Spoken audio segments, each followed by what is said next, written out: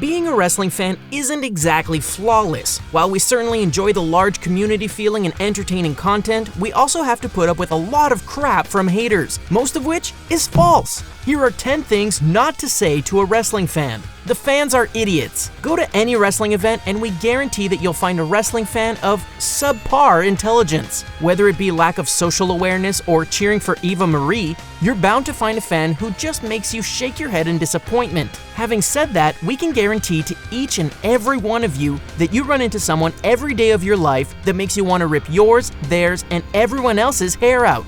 We'll bet all our gold and silver, though, that not all of those people are wrestling fans.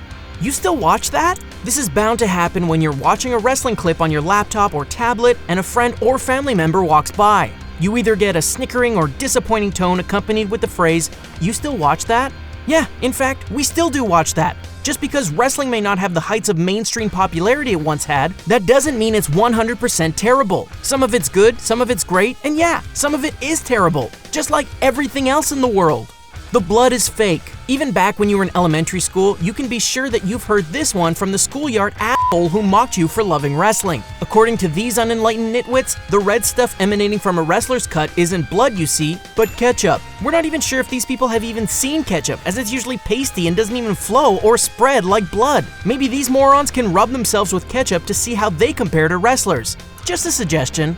They're not real athletes. Only the most bargain bin members of the human gene pool would have the idiocy to not call pro wrestlers athletes. Unfortunately, there are a lot of those people. While it's true that there are some wrestlers who aren't exactly going to be breaking any lifting or marathon records anytime soon, for every Mick Foley, there's a Seth Rollins right behind him. Wrestlers, now more than ever, need incredible agility, strength, and cardio to compete at high levels. That's not even mentioning athletes from other sports who crossed over.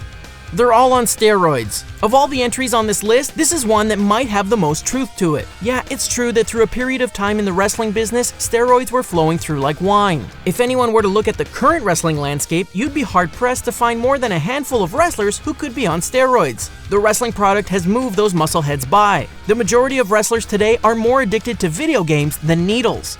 The ring is a trampoline. Go on YouTube and you'll find any number of videos where people perform pedigrees, rock bottoms, and spine busters on trampolines. Under the logic of the same haters of wrestling, those guys could step right into a ring and do the same thing. The only thing it would result in, though, is a lot of visits to the hospital. For as you may know, humble viewer, a wrestling ring in no way represents a trampoline. It's actually made of wood planks and foam padding, not the most bouncy of material. It's so gay. Granted, we tend to hear this one less from the more mature people, but this is one that we remember a lot from high school. Haha, you like to watch oiled up naked men grab each other. Firstly, there ain't nothing wrong with that. And secondly, would you say that to their faces? $50,000 to the guy who tells Brock Lesnar he's gay for grabbing a guy for a German suplex. And finally, get out of the closet and stop suppressing your own feelings for Dolph Ziggler. It's for kids. This argument would be absolutely right if wrestling fans were complete sheep and didn't question anything ever. The simplest of fools will attempt to make this argument by looking at the bright colors and over-the-top storylines and say, "Ha, see, it's kid stuff." What they choose to ignore, though, is the older fans enjoying the work that goes into making a great technical match and the nuanced promo work of superstars like Mick Foley. Wrestling is like a variety show. There really is something for everyone. It causes violence. This one shockingly doesn't come from the hicks loaded up on moonshine, but some media sources that like to blame wrestling for all of society's ills. This tended to happen more in WWE's racier eras, but it's still hard to forget. There were always stories of how pro wrestling encourages violence in youth and children dying because they were performing wrestling moves. Doesn't every form of entertainment go through this? And it's no less annoying for wrestling fans than it is for movie buffs. Bottom line, educate and watch your kids, and everything should be okay. It's fake.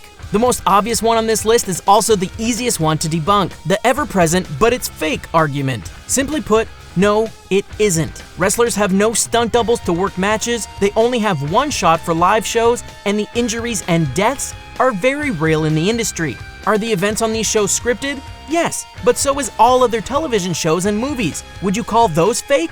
Yeah, well maybe you would, if you were an asshole. And that's it for our list. What are some of your biggest trigger phrases as a wrestling fan? Let us know in the comments section below, and don't forget to like this video, share it, and subscribe to TheSportster for more awesome videos. Until next time.